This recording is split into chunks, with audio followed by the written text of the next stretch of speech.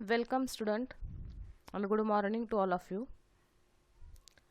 Last lecture we see the last point of chapter units and measurement, and in this chapter we complete the 3 assignment. And now today we see the new topic of 11th mathematical methods, and today is our first lecture. म्हणजे last वीकमध्ये आपण जो chapter बघितला होता units and measurement, त्याच्यावरचे आपले assignment 3 complete झालेले आहेत. आणि आज आपण नवीन टॉपिक बघतोय मॅथमॅटिकल मेथड्स. आता ह्या चॅप्टरमध्ये एक पॉईंट रिड्यूस झालेला आहे. आता कोणते पॉईंट रिड्यूस झालेले आहेत हे मी तुम्हाला पहिल्याच लेक्चरला त्याची PDF पाठवलेली होती. तुम्ही प्रत्येक जे टॉपिकमधले पॉईंट कमी झालेले आहेत त्याच्यावरती स्टिक करून ठेवा. आता ह्या चॅप्टरमधला 2.6 म्हणजे 2.6 हा पॉईंट काय झालेला आहे, कमी झालेला आहे. म्हणजे इंटिग्रेशन अँड डेरिव्हेटिव्ह त्याच्यामध्ये तो पॉईंट आहे, तो पूर्णपणे आपला कमी झालेला आहे. त्याच्यावरती परीक्षेला कोणतेही प्रश्न विचारले जाणार नाहीत. मग राहिलेला जो पॉईंट आहे ते आपण घेणार आहोत. आता हा जो चॅप्टर आहे थेरॉटिकल प्लस मॅथमॅटिकल आहे आणि सोपा चॅप्टर आहे बघा. आता आपण मॅथमॅटिकल मेथड्स, नावच आहे मॅथमॅटिकल मेथड्स, म्हणजे ह्याच्यामध्ये मॅथमॅटिकल मेथड्स बऱ्याच आहेत बघा. आता स्केलर और स्केलर क्वांटिटी, स्केलरला स्केलर क्वांटिटी सुद्धा म्हणतात. आता त्याचे डेफिनेशन काय बघा. Physical quantity which can be completely describe by magnitude only is called scalar quantity. बघा आता तुम्हाला 2 क्वांटिटी असतात, एक स्केलर क्वांटिटी असते आणि एक दुसरी वेक्टर, म्हणजे स्केलर आणि वेक्टर असतं. त्यामधला डिफरन्स सुद्धा आहे. तुम्हाला विचारलं जातं define scalar and give its any two example, define vector give its any two example, किंवा difference between the scalar and vector, असं हे प्रश्न विचारले जातात. आणि असा कोणताच प्रश्न विचारला नाही तर तुम्हाला MCQला ह्याच्यावरती प्रश्न विचारला जातो. म्हणजे MCQ दिली, एखादी क्वांटिटी दिली जाते, त्याच्यामध्ये 4 ऑप्शन दिले जातात आणि स्केलर क्वांटिटी कोणती आहे किंवा वेक्टर कोणती ते आहे हे तुम्हाला ओळखायला लागतं. मग आता स्केलर क्वांटिटी म्हणजे काय, जी फिजिकल क्वांटिटी रिप्रेझेंट करण्यासाठी फक्त मॅग्निट्यूडची गरज आहे, डायरेक्शन लागत नाही, त्याला आपण स्केलर म्हणतो. The physical quantity which can be completely describe by magnitude only, म्हणजे फक्त मॅग्निट्यूडच्या सहाय्याने जी फिजिकल क्वांटिटी डिस्क्राइब केली जाते त्याला आपण स्केलर म्हणतो. मॅग्निट्यूड मीन्स परिमाण आपण ज्याला म्हणतो. For example time. आता टाइम किती आहे, 10 सेकंड. मग सेकंड हे त्याचं युनिट झालं. टाइम किती आहे, 10 सेकंड. मग टाइम आपल्याला मेजर करण्यासाठी फक्त मॅग्निट्यूड किती टाइम आहे तर 10, फक्त मॅग्निट्यूडची गरज आहे, डायरेक्शन इथं लागत नाही. Length 5 metre. आता एखादा रॉड घेतला, मग त्याला जर तुम्ही सुरुवातीपासून लेंथ मोजली टॉपपासून तरी ती 5 मीटर येणार आहे, आणि बॉटमपासून मोजली टॉपपर्यंत तरी 5 मीटर येणार आहे. म्हणजे त्याला डायरेक्शनची गरज आहे का, की लेफ्ट साईडनी मोजल्यानंतरनं 5 येईल आणि राईट साईडनी मोजल्यानंतरनं 10 मीटर होईल, असं होणार नाही. म्हणजे आपल्याला फक्त काय मॅग्निट्यूडची गरज आहे. इथं 5 ही त्याची मॅग्निट्यूड झाली. Temperature 35 kelvin, volume, power, work, speed etcetera, all the scalar quantity means we represent only its magnitude which is called the scalar quantity किंवा स्केलर. आता स्केलर आणि स्केलर क्वांटिटी म्हणजे काय, जी क्वांटिटी रिप्रेझेंट करण्यासाठी फक्त मॅग्निट्यूड लागते त्याला स्केलर म्हणायचं. ह्याच्याबरोबर अपोजिट जी क्वांटिटी एक्सप्लेन करायला magnitude as well as direction लागतं त्याला आपण व्हेक्टर क्वांटिटी असं म्हणतो. मग बघा आता वेक्टर और vector quantity, a quantity which need magnitude as well as direction to describe it which is called a vector quantity. म्हणजे ज्याला मॅग्निट्यूड आणि डायरेक्शन दोन्ही लागतो त्याला आपण वेक्टर असं म्हणतो. आता for example here we consider the vector quantity force. Here we consider the surface and on this surface we put the block of wooden block. ठीक आहे, म्हणजे हा आपण एक सरफेसवरती वुडन ब्लॉक ठेवलेला आहे आणि आपण काय करतोय, तो जी ॲरोची डायरेक्शन दाखवतोय त्या डायरेक्शनने आपण त्याला पुढे ढकलतोय. म्हणजे फोर्स किती आहे, 10 न्यूटन झालं. आता force is equal to 10 newton, म्हणजे हा ढकलण्यासाठी 10 ही त्याची मॅग्निट्यूड आहे आणि हे आपण काय करतोय, लेफ्ट टू राईट हे ढकलतोय, म्हणजे ही झाली त्याची डायरेक्शन. म्हणजे फोर्स रिप्रेझेंट करण्यासाठी मॅग्निट्यूड आणि डायरेक्शन दोन्ही लागतं, म्हणून आपण फोर्सला वेक्टर क्वांटिटी असं म्हणतो. अनदर एक्झाम्पल कोणते तर डिस्प्लेसमेंट, व्हेलॉसिटी, ॲक्सलरेशन. आता व्हेलॉसिटी म्हणजे काय, सपोज आपल्याला फलटणमधून सातारला जायचं असेल तर तिथं जाताना आपल्याला वेगवेगळे मार्ग आहेत. प्रत्येकजण वेगवेगळ्या मार्गाने जाईल, पण एंड पॉईंट आपण सातारपर्यंत जाईल, बरोबर का. ठीक आहे, म्हणजे आपल्याला डायरेक्शनची गरज आहे, कोणत्या डायरेक्शनने जायचं आहे. टाईम प्रत्येकाला वेगळा लागणार आहे. आता एखाद्याला सांगितलं, आता सपोज तुम्हाला मधुजी कॉलेजला यायचे, तर तुमच्या घरापासून मधुजी कॉलेजला येण्यापर्यंत वेगवेगळे मार्ग आहेत. कोण सरळ मार्गाने येईल, कोण मधून येईल, शॉर्टकटने येईल. मग त्यासाठी जो तुम्हाला टाइम लागणार आहे तो वेगळा असणार आहे. म्हणजेच आपल्याला इथं डायरेक्शनची गरज आहे, म्हणून वेलॉसिटी ही वेक्टर क्वांटिटी आहे, त्याला मॅग्निट्यूड आणि डायरेक्शन दोन्ही सुद्धा लागतं. मग लक्षात ठेवा, स्केलर म्हणजेच काय, ह्या चॅप्टरमध्ये आपण स्टडी करणारे व्हेक्टर आणि व्हेक्टर क्वांटिटीचा सगळा. स्केलरचा पण करणारे, पण इथून पुढं तुम्ही 12वीला सुद्धा आपण सगळ्या क्वांटिटी बघतो, तो व्हेक्टर क्वांटिटी बघतो. त्यामुळे स्केलर क्वांटिटी आणि व्हेक्टर क्वांटिटी यामधला फरक मेन लक्षात आला का? Scalar quantity we need only magnitude, आणि vector quantity we need magnitude as well as direction. Okay, ठीक आहे. आता how to represent the vector. Now in this chapter we study the all concept related to the vector. Now first we see the graphical representation, means how to represent the vector. ठीक है, a vector is graphically represented by the directed line, segment or arrow. इथं जो bold केलेला दिसतो arrow, त्याच्या सहाय्याने आपण vector दाखवतो. For example, displacement of the body from P to Q is represented as P to Q. म्हणजे P पासून Q पर्यंत पार्टिकलचं डिस्प्लेसमेंट झालेलं आहे. एखादा ऑब्जेक्ट सुरुवातीला इथं ठेवलेला आहे, डायग्राम बघा. हा ऑब्जेक्ट इथं असेल P आणि त्याला ढकलत आपण इथपर्यंत आणला Q. मग P पासून Q पर्यंत त्याची डिस्प्लेसमेंट झाली, म्हणजे तिथं वर्क डन झाले, त्यासाठी टाइम लागलाय. आणि ते झालेलं आपण वर्क डन रिप्रेझेंट कसं करतो? P वेक्टर Q, म्हणजे P to Q या साह्याने आपण ग्राफिकली वेक्टर काय करतो? रिप्रेझेंट करतो. पण सिम्बॉलिकली रिप्रेझेंटेशन कसं केलं जातं? Symbolically vector represented by the single letter with an arrow above it such as the vector A. म्हणजे जो आपण कन्सिडर करणार आहे त्याच्यावरती ॲरो देतो, हा बाण आहे, डायरेक्टेड सेगमेंट, ह्याला आपण काय म्हणतो? वेक्टर म्हणतो, vector A. The magnitude of vector A is denoted as, ह्याची जर मॅग्निट्यूड घ्यायची तर आपण मॉड्युलसमध्ये टाकतो. हे दोन उभ्या रेषा असतात, त्याला म्हणायचं मॉड्युलस ऑफ A और मॉड्युलस ऑफ वेक्टर A और A. म्हणजे ह्या कुठल्याही सिम्बॉलने आपण काय करतो?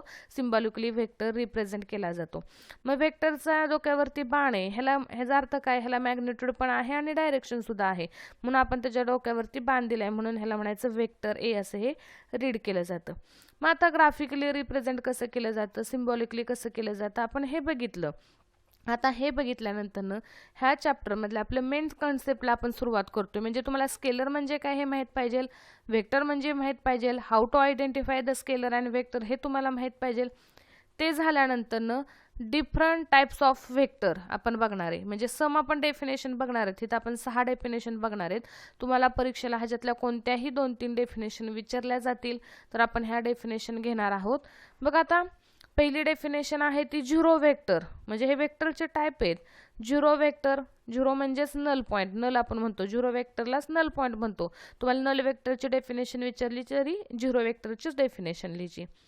A vector having the zero magnitude with a particular direction, arbitrary direction means particular direction, is called a zero vector and symbolically is represented by the zero vector. ठीक आहे, म्हणजे ज्याची मॅग्निट्यूड, ज्या वेक्टरची मॅग्निट्यूड झिरो असते त्याला आपण zero vector म्हणतो. मग ते रिप्रेझेंट कसं केलं जातं, तर झिरोच्या डोक्यावरती बाण दिला जातो, म्हणून त्याला म्हणायचं झिरो वेक्टर. मग for example, velocity of vector of a stationary particle. Velocity of vector म्हणजे वेलॉसिटी स्टेशनरी पार्टिकलची घेतली. स्टेशनरी म्हणजे काय? रेस्ट पोझिशनला आहे. एखादा पार्टिकल रेस्ट पोझिशनला आहे म्हणजे त्याची वेलॉसिटी किती असणार आहे? झिरोच असणार आहे. वेलॉसिटी झिरो असणार आहे म्हणजेच त्या वेक्टरची मॅग्निट्यूड कशी झाली? झिरो झाली. म्हणून वेलॉसिटी ऑफ स्टेशनरी पार्टिकल म्हणजेच काय झालं? झिरो वेक्टर झाला. Acceleration vector of a body moving with the uniform velocity. आता युनिफॉर्म वेलॉसिटी म्हणजे कॉन्स्टंट वेलॉसिटीने जर तो पार्टिकल मूव्ह होत असेल तर त्याचा मॅग्निट्यूड किती असणार आहे? झिरोच असणार आहे. म्हणून हे दोन्ही एक्झाम्पल कशाचे झाले? झिरो वेक्टरचे झाले. Vector having the zero magnitude is called the zero vector. Now second definition is resultant vector. The resultant of the two or more vectors is defined as the single vector. म्हणजे resultant काढतो म्हणजे काय? तुम्हाला दोन vector दिलेला आहे, तर तुम्ही त्या दोघांची बेरीज करणार, त्याला 2 ने डिवाइड करणार म्हणजे मीन काढणार, आणि त्याचा मीन जो येणार आहे तो सिंगल वेक्टर येणार आहे. म्हणजे resultant of the two or more vector is a single vector. म्हणजे 2 वेक्टर एकत्र केल्यानंतर ना त्यापासून सिंगल वेक्टर तयार होतो, त्याला आपण रिझल्टंट वेक्टर म्हणतो. Which produce the same effect as produce by the all the vector. म्हणजे त्या 2 ज्या वेक्टरचे ज्या प्रॉपर्टीज असतात त्याच ते दोन्ही वेक्टर एकत्र आल्यानंतर एक सिंगल वेक्टर तयार होतो आणि त्या सिंगल वेक्टरच्या पण प्रॉपर्टी सेम आधीच्या दोन वेक्टर प्रमाणे असतात, म्हणून त्याला आपण रिझल्टंट वेक्टर म्हणतो. Okay. Now we see the third definition, negative vector. Definition बघा खूप सोप्या आहेत, अंडरस्टँडिंग केल्या वाचल्या तर तुम्हाला कळेल. परीक्षेला विचारल्यानंतर हे असं डेफिनेशन लिहिचे असं डायग्राम काढून एक्सप्लेन केलं तर खूपच छान, नाही केलं नुसतं डेफिनेशन लिहिली तरी 1 मार्क पडतो. ठीक आहे. Negative vector. A negative vector of a given vector is a vector of the same magnitude but opposite direction. Negative vector कुणाला म्हणायचं, ज्यांची मॅग्निट्यूड सेम असते पण डायरेक्शन त्या वेक्टरची अपोजिट असते, त्याला आपण निगेटिव्ह वेक्टर म्हणायचं. म्हणजे निगेटिव्ह वेक्टर हा अँटी पॅरलर वेक्टर असतो. म्हणजे बघा मॅग्निट्यूड, ह्या ॲरोची ही जी लेंथ आहे त्याला आपण मॅग्निट्यूड म्हणलं. आता इथं आपण दाखवलेलं नाही. सपोज तुम्ही म्हणली ही 3 मीटर एवढी आहे, पण 3 मीटर ही त्याची झाली मॅग्निट्यूड. हे जे वेक्टरच्या लेंथ आहे ती झाली मॅग्निट्यूड. आणि डायरेक्शन म्हणजे काय, एका ॲरोची डायरेक्शन ह्या दिशेला आहे आणि दुसऱ्या ॲरोची डायरेक्शन ह्या, म्हणजे ह्या दोघांची लेंथ मोजली तर ती सेम आहे पण डायरेक्शन अपोजिट आहे. Means the vector having the same magnitude but opposite direction which is called the negative vector. Here A आणि B are the two vector. A vector and a vector is opposite to the b vector. म्हणजे a opposite आहे म्हणून इथं minus sign आलं. Vector a which is equal to minus vector b. ह्याचा अर्थ काय, vector a हा vector b ला अपोजिट आहे, म्हणजेच त्यांची मॅग्निट्यूड सेम आहे पण डायरेक्शन अपोजिट आहे, म्हणून त्याला आपण काय म्हणलं, निगेटिव्ह वेक्टर म्हणलं. बरोबर. ह्याच्याच उलट डेफिनेशन इक्वल वेक्टर. इक्वल वेक्टरला काय असणार आहे, त्याची मॅग्निट्यूड पण सेम असणार आहे आणि डायरेक्शन पण सेम असणार आहे. Two vector A and B represent the same physical quantity are said to be equal if only if they are same magnitude and direction. Means suppose we consider the two vector P and Q having the same magnitude and same direction which is called the equal vector. म्हणजे ह्या रोची direction आणि length same आहे म्हणून त्याला equal vector म्हणतात. Negative vector कुणाला, same magnitude पण opposite direction, त्याला निगेटिव्ह वेक्टर म्हणतो. आणि इक्वल वेक्टर काय, सेम मॅग्निट्यूड पण असते आणि डायरेक्शन पण सेम असते, त्याला आपण म्हणतो इक्वल वेक्टर. ठीक आहे. आता पुढे बघा पोझिशन वेक्टर. पोझिशन वेक्टर म्हणजेच काय, a vector which give the position of a particle at a point with respect to the origin of chosen the coordinate system. Means here we consider the three-dimensional system x, y and z, and here a is the particle in xy plane and r is the distance from the point O to point A. Means point A represent the position of particle in xyz coordinate system. म्हणजे a हा ह्या coordinate system मध्ये त्याची position दाखवतो म्हणून आपण त्याला position vector असं म्हणतो. ओके. Unit vector. युनिट जसं झिरो वेक्टर, जे मॅग्निट्यूड 0 असते त्याला झिरो वेक्टर म्हणतात. ज्याचे मॅग्निट्यूड 1 असेल त्याला युनिट वेक्टर म्हणतो, नावामध्येच आहे. A vector having the unit magnitude is called is a given direction is called unit vector. If the vector M is a non zero vector. Non zero म्हणजे त्याची value 0 नसेल, 0 नाही म्हणजेच युनिट. 0 व्हॅल्यू असेल तर तो युनिट वेक्टर होणारच नाही, म्हणजे एम हा कसा आहे, नॉन झिरो आहे. 0 व्हॅल्यू असेल तर तो झाला zero vector. and then the magnitude of m हे मॉड्युलस मध्ये दाखवतात is not a zero. the unit vector is written as the u cap m. Captcha स्वरूपात जो दाखवतो त्याला आपण युनिट वेक्टर असं म्हणतो. ठीक आहे. बघा 6 डेफिनेशन बघितलेले आहेत, सोप्या आहेत आणि त्याच्या आधी 2 डेफिनेशन स्केलर वेक्टर आणि त्याचे एक्झाम्पल बघितलेले आहेत, सोप्या आहेत. हे तुम्ही प्रिपरेशन करा, वाचा, कळून जाईल. आता ॲक्च्युली हा होमवर्कसाठी आहे पॉईंट, पण मी तो तुम्हाला सॉल्व करून दिलेला आहे. वरती स्केलर वेक्टर सांगितले म्हणजे तुम्ही त्याच्यामधला डिफरन्स लिहू शकता. तरी पुन्हा मी एकदा एक्सप्लेन करते difference between the scalar and vector. बघा स्केलर आणि वेक्टरमधले हे 5 पॉईंट दिलेत. परीक्षेला जर विचारले तर 4 पॉईंट असतात, 2 मार्काला, हाफ हाफ मार्क एका पॉईंटला असतो. ठीक आहे. आता स्केलर पहिला पॉईंट ही डेफिनेशन आणि 5वा पॉईंट म्हणजे एक्झाम्पल झालं. ठीक आहे. पहिला पॉईंट कोणता आहे बघा. आता it has the magnitude only and it has magnitude as well as direction. आता हे तुम्ही सगळे वाचा. हे वाचल्यानंतर ना तुम्हाला कळेल की काय डिफरन्स आहे. ठीक आहे. म्हणजे आज आपला इथं हा पूर्ण चॅप्टर संपलेला आहे आणि आपण चॅप्टर संपलेला आहे म्हणजे सॉरी, हा चॅप्टर संपलेला नाही आहे, तर आजचा आपला जो ह्या तास लेक्चरमधला जो पॉईंट आहे तो आपला कव्हर झालेला आहे. ठीक आहे.